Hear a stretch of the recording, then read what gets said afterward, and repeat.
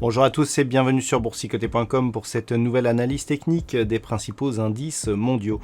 Avec un indice allemand, donc le DAX, qui évolue toujours ici dans une dynamique totalement neutralisée. Alors avec une zone ici de résistance repositionnée à 13 460 points, en cohérence ici avec le point haut significatif qui avait été marqué au début du mois de septembre. Nous avons pu constater cette semaine qu'on n'a pas réussi à franchir ici ce point haut et qu'on s'inscrit ici dans un petit mouvement de baisse qui nous permet de revenir ici sur la zone inférieure du range dans lequel évolue l'indice allemand depuis ici le début du mois de novembre. Donc il ne s'agit pas encore d'un retournement puisque nous sommes toujours ici dans une dynamique qui s'est totalement neutralisée, mais attention, une rupture ici de cette zone des 12 965 points pourrait accélérer un mouvement de consolidation avec comme objectif un retour possible ici sur la zone des 12 350 points. On voit des indicateurs techniques qui sont plutôt baissiers, donc attention ici éventuellement la semaine prochaine à ce niveau de cassure ici des 12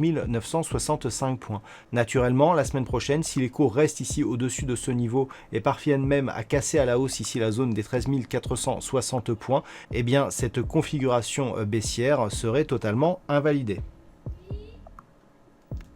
Sur l'indice européen Eurostoxx 50, nous avons une configuration assez similaire et peut-être moins baissière, puisque nous sommes ici sur une zone de range entre 3387 et 3540 points. Cette semaine, on est venu ici au contact de cette zone de résistance qui était déjà clairement identifiée.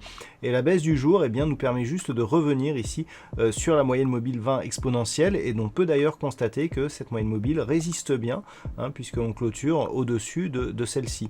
Donc on est clairement ici sur une phase d'évolution qui est toujours légèrement haussière mais qui est en train de se neutraliser. En tout cas la semaine prochaine, tant que les cours ne repassent pas ici sous la zone des 3387 points, nous resterons au pire dans une phase de consolidation horizontale, sachant que toute rupture haussière ici des 3540 points nous ouvrirait la voie vers de nouveaux plus hauts significatifs sur cet indice européen. Donc à surveiller la semaine prochaine, ici toujours les limites de ce range entre 3387 et 3540 points. Et puis nous passons aux indices américains avec le S&P 500 qui évolue toujours ici dans une dynamique haussière.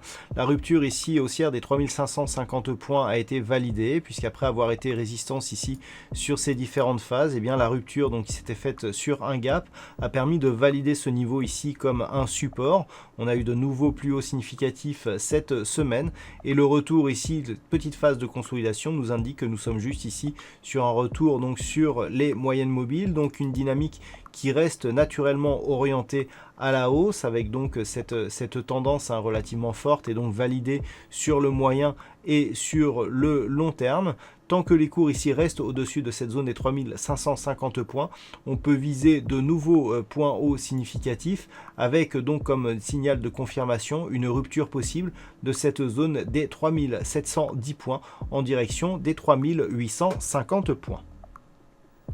Sur le Nasdaq, on commence à rattraper le retard que l'on avait pris sur le S&P 500 par rapport ici à cette phase de neutralisation, puisque nous avons enfin cassé le point haut significatif ici qui avait été marqué au début du mois de septembre. C'était chose faite depuis assez longtemps sur le S&P 500, il n'y a qu'à regarder le graphe précédent. Et donc on valide ici la poursuite du mouvement avec cette semaine un nouveau plus haut significatif ici sur cet indice. Et malgré le retour ici sous la zone des 12 440 points, on voit que cette consolidation nous ramène sur la moyenne mobile 20 exponentielle qui semble agir ici comme niveau de support. Donc on reste ici sur une dynamique haussière avec donc une perspective de poursuite si les cours arrivent à repasser rapidement ici au-delà des 12 440 points en direction de nouveaux plus hauts significatifs qui sont assez proches des 13 000 points. Et puis enfin sur l'indice japonais, donc sur le Nikkei, nous continuons à évoluer d'une manière fortement haussière avec une phase de neutralisation cette semaine, donc pas de nouveau plus haut significatif. Alors on n'est pas sur des plus hauts historiques actuellement, hein, puisque bon, ça fait très longtemps que le Nikkei n'avait pas coté sur ces niveaux, mais on est quand même sur des niveaux que l'on n'avait pas vus depuis l'année 1991, donc ça fait même quelques dizaines d'années. Cette zone d'évolution ici aux alentours des 26 800 points, mais au-dessus de la moyenne mobile 20 exponentielle, nous indique que nous sommes dans une phase de consolidation horizontale d'un point de vue court terme. La tendance de fond reste haussière, et ce tant que les cours restent durablement ici au-dessus des 25 450 points. Donc une reprise ici de la hausse au contact des moyennes mobiles reste toujours possible en direction ici d'une poursuite du mouvement vers les 28 000 points. Voilà donc ce que l'on peut dire sur cette analyse technique des principaux indices mondiaux. Passez un bon week-end et on se retrouve donc dès la semaine prochaine pour d'autres analyses techniques, toujours sur le site boursicoté.com.